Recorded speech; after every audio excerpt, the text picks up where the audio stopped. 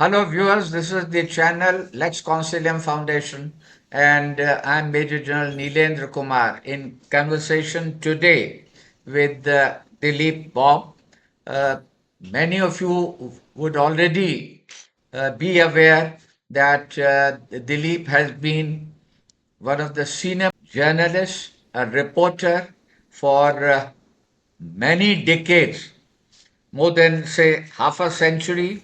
He has been associated with India Today, where he was the managing editor, India Today Group, and he was also connected and held key positions in Indian Express, NDTV website, Outlook magazine, and was the senior managing editor at India Legal. Essentially, I Yeah. propose to speak to him today about some of the landmark moments in his journalistic career. It would only be a very few because there's a wide spectrum when the career spans over almost half a century.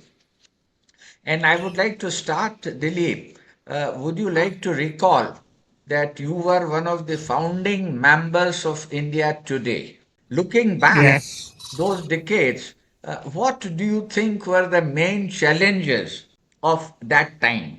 I'm talking about the launch team of India Today. Okay. So it's exactly 50 years. It was launched in December 15th, 1975. Okay. So that makes it exactly 50 years ago.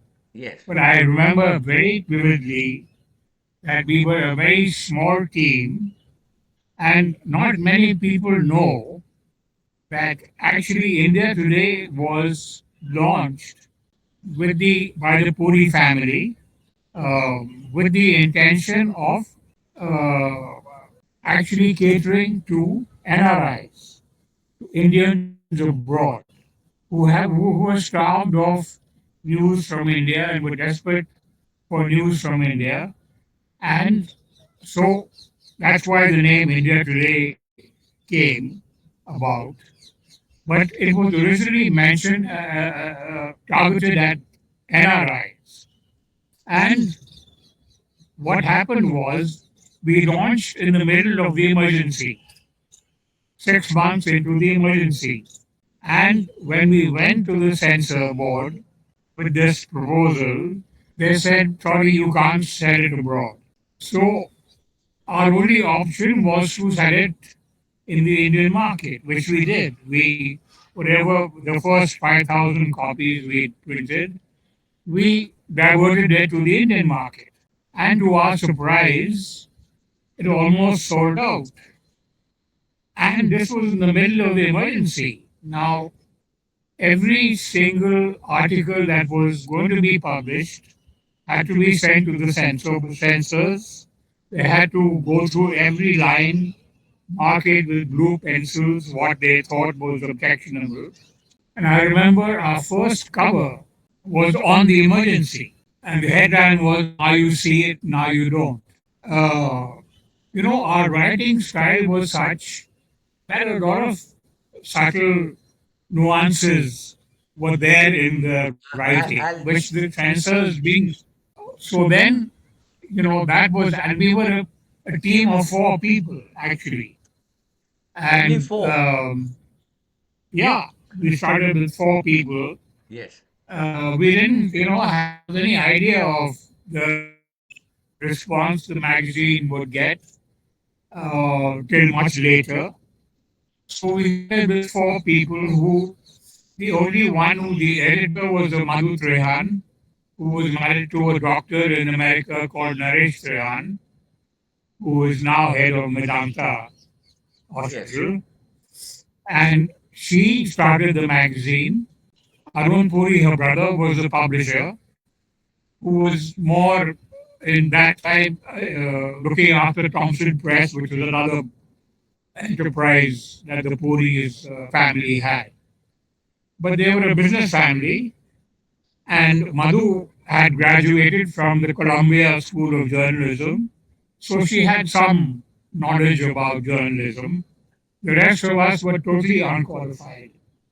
but we were young, we were adventurous, we were bold and enterprising. We were all youngsters. We, really weren't, in awe of any politician or, at that time it was strict censorship and Sanjay Gandhi was on the rampage and his ministers were all, trying to please him. So media was a big target for them. And apart from Madhu and But we you, got it. would you like to name the other two? There was her sister called Mandira Puri, Okay.